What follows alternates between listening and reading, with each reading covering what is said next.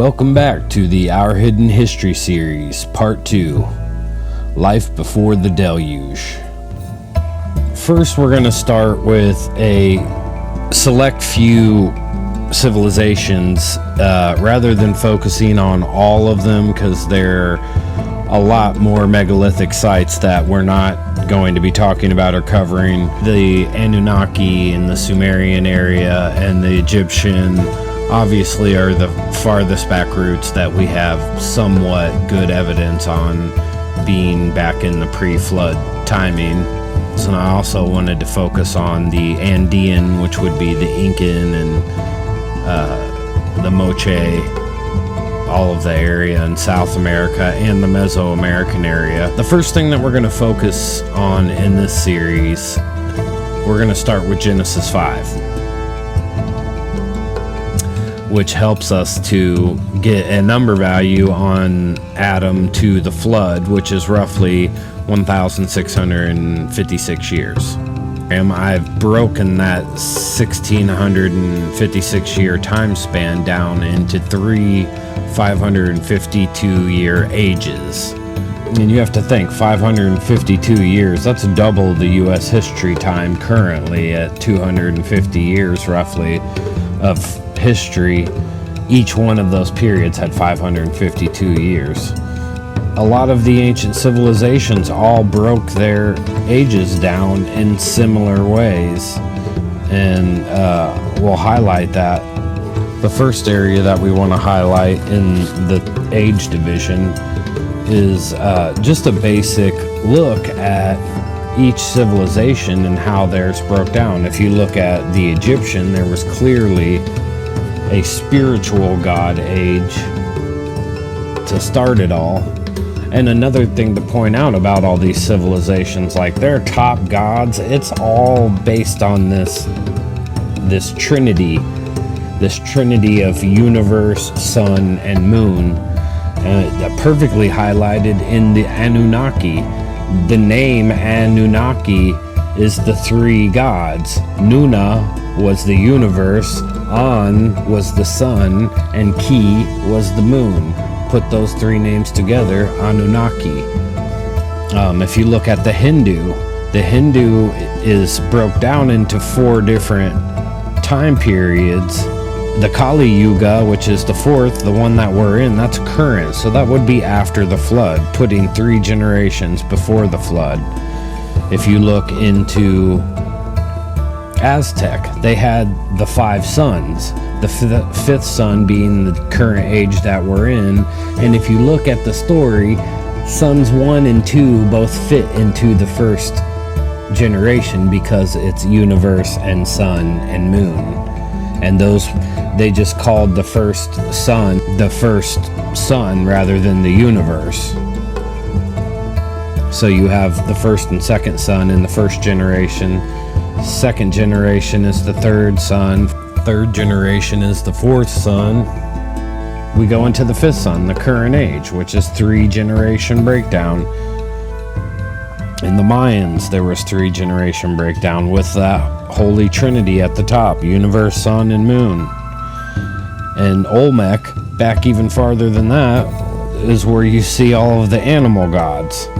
Which brings us into the Olmec, Central American, Mesoamerican, Andean cultures, which all started with a universe deity, sun and moon, and from that sun and moon, a generation of animal gods is represented after that. In all of these religions, and all of these civilizations, can all be drawn back to the same concept.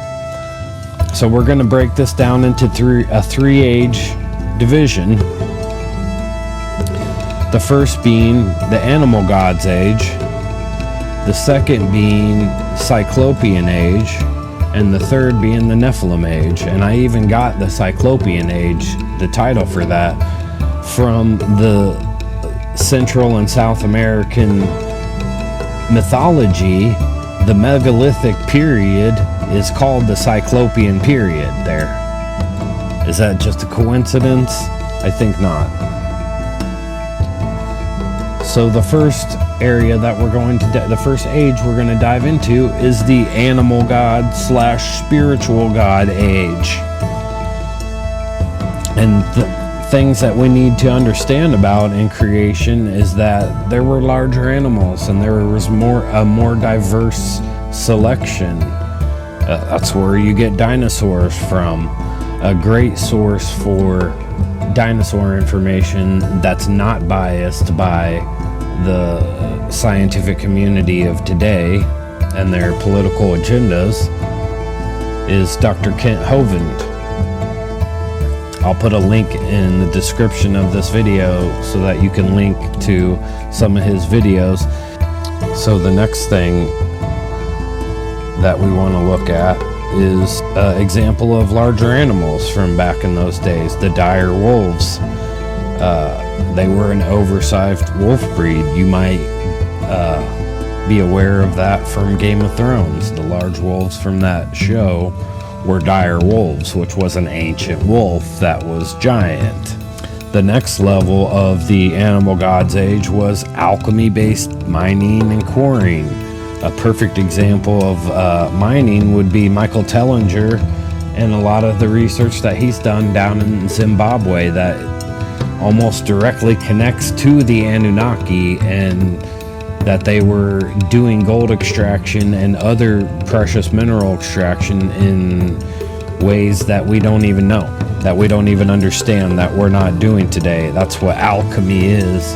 Alchemy is a mystic religion almost of using the elements of the universe to manipulate each other to get results that you want. A big craze for a long time through the centuries was you could change lead into gold through an alchemy process, and so that was how they were so rapidly mining and quarrying massive stones. The problem is the fallen angels felt it was beneath them. They weren't here to be workers, they were here to be the gods. And you have to understand, like, this, they were doing selective breeding. And if you don't really understand what selective breeding is, look at the current domestic dog breeds. There's thousands of breeds of dogs that came from an ancient wolf that's not even around anymore. Wonder what that wolf was. Where is he? Did he die in the flood and only a distant relative made it through? Distant relatives? We don't know for sure, but we do know that they all share DNA with an ancient wolf, and look how many different kinds of dogs we have. A perfect example of that is the Liger. Shout out to Napoleon Dynamite. You breed a lion and a tiger together and you get this massive cat that resembles both of them. That's twice the size of a lion or a tiger. Why is that? Because you're messing with DNA. You're crossing it. You're mixing it up in a way that it's creating mutations. Mutations like a single eye or giantism, tumors on the pituitary gland. That's still a thing. Look at giantism today. So through all of that breeding and mutating, the animal gods literally created for themselves newer, bigger, larger, more massive, more dominant gods that they could possess. And that's where you get the myths of Leviathan and Behemoth that talks about it in the Bible in Revelation. Leviathan and Behemoth will be released back onto the earth, which means there were physical somethings that were put down at some point that are going to be brought back. And the idea I'm trying to get across is that there was genetic animal manipulation and research, and they did that to create something, and that something is our second age. But while they're doing all this, city construction sites are chosen. The Anunnaki had Eridu, Shurupak, Bad Tabira, Larak, Sapar. Egypt had the Giza Plateau and multiple sites in the Nile Delta. The Vedic people had the Indus region in northwest India. So they were selecting all of these sites to eventually spread globally to multiple sites. In the midst of selecting all those cities and their select breeding and their methods that they're coming up with, the end result was giant mutated one-eyed men that became a slave force. And that brings us into the Cyclopean Age. And a thing to note about that, in that first age, that's when Cain was cast out from the holy mountain. So you had a DNA divergence at that point, with the people on the mountains keeping their DNA somewhat pure, and the people in the Cain civilization intermixing and doing whatever, obviously intermixing with even animals at some point. The animal gods obviously were grumbling amongst each other, and possibly even corpses possessed at that time, because, people had died in Cain civilization. How hard would it be for an evil spirit to possess a dead corpse, and then it actually has a human being figure rather than just an animal figure? And what would happen if you had someone in that situation? They'd be green-skinned like Osiris or blue-skinned like Shiva. So we don't know. We really don't know how deep that rabbit hole goes until all of this gets, played out. So it comes into the Cyclopean Age, and that name, like I said, was taken from the Andean mythology. And it comes up so regularly, referred to as giants that would destroy their crops and rape their women. As that was all interbreeding and producing this new giant slave force, they could build these huge structures. And a perfect example of that is in the time of the Incans. An Incan king wanted to move one of the stones from that megalithic period, and they hauled it halfway up a mountain. It broke loose, slid down the mountain through their village, and killed like 4,000 people. And they swore to never try to do it again. So it wasn't the Incans who did all that. It was the civilization before that. So the breeding progressed, and they used the rejects from that breeding to feed the slave force, the giants, and to use for ritual sacrifice and things like that, because yes, that was going on as well. Look at the old carvings. They're not kneeling somebody down with a knife to give them a haircut. So the giants eventually started to deplete the humans and the resources, and a lot of the humans that were around started to grumble to the animal gods about rectifying the situation. And the animal gods agreed and wiped the giants out. Too much crossbreeding led to corrupted DNA. So Satan, or rather his possessed chosen human, deceived a lot of pure DNA from the Holy Mountain during the Cyclopean Age to implement a human-based breeding program based on multi-level, direct incest. This kingship was started towards the end of the Cyclopean Age in the time of biblical Jared. Thus, the sons of God, far less incestuous DNA, and the Cain civilization and the fallen angel-led civilization was promoted to marry your sister and have sex with your mother, and fathers to have sex with their daughters, and just grotesque, implementations of incest on multiple levels. And that's what was meant when the sons of God, the mountain people, went down to the daughters of men and intermixed with them. That was Cain, Satan's people, that they went down and intermixed with. And Enoch was just trying to cover that up because it all went down in the time of his father. The practices carried on after the flood. And that leads us to the Nephilim age. This is a full kingship establishment with those royal incestuous bloodlines and multiple levels of incest proliferated in the biggest and brightest of all of those breeds, all of that breeding. They were selected, they were the men of renown. Because the demons, the fallen angels, had manipulated the DNA and the genetic stuff in the earlier ages. So now they were fine-tuning it. And that led to teaching that kingship, teaching them about alchemy and astronomy and agriculture, mysticism, forbidden knowledge, astrology and dark magic. Religious priesthoods and scribes are taught to read and write and given interpretations of the creation stories and laws with human and or animal sacrifice as a way to appease the gods.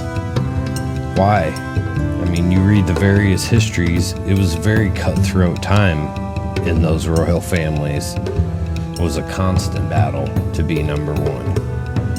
Once a strong enough kingship arose, wise of the god knowledge, the kingship, the Nephilim, turned on their animal gods in war, culminating in air warfare with nuclear weapons,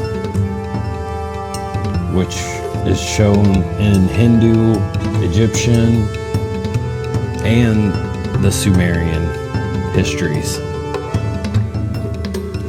And at this point, per the book of Enoch, Michael the archangel and other heavenly angels bound the fallen angels and made them to watch the Nephilim be destroyed in the flood, destroying all of their genetic works and cities except for the fallen angel designed, Cyclops built, Nephilim ruled history books of megalithic construction.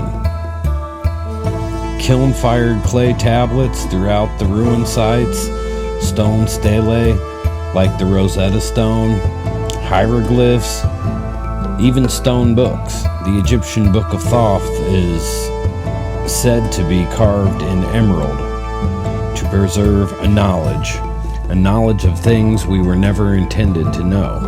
Back to that knowledge idea again. Satan deceived Adam and Eve in the beginning of time in the garden, but subsequently preserved his history and ideals and knowledge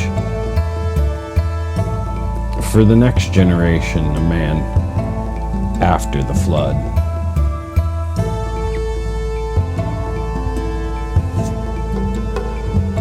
So that is exactly what the whole idea is for him. That's what this whole plan was pre-flood. Was he knew his time was limited and God was going to not let him have the amount of influence that he had, meaning the spirits, the fallen angel spirits, were either bound and kept in Tartarus or whatever you want to call it, Sheol, hell, the abyss, but they're kept there until the proper time, until we get back to the days of Noah, which in video 3 we're definitely going to examine our getting back to the days of Noah and showing the symbolism, how it passed on through the generations, and not just the symbolism, even the wording, the illumined sages from Hindu, which is the 3 holy books that are with the Vedas as the foundational text, like the Bible is for Judaism and Christianity. The Vedic books and the Illumined Sage holy books are all part of their religious foundation. And as you see that whole group grow up through the ages, you're going to be pretty surprised. So stay tuned.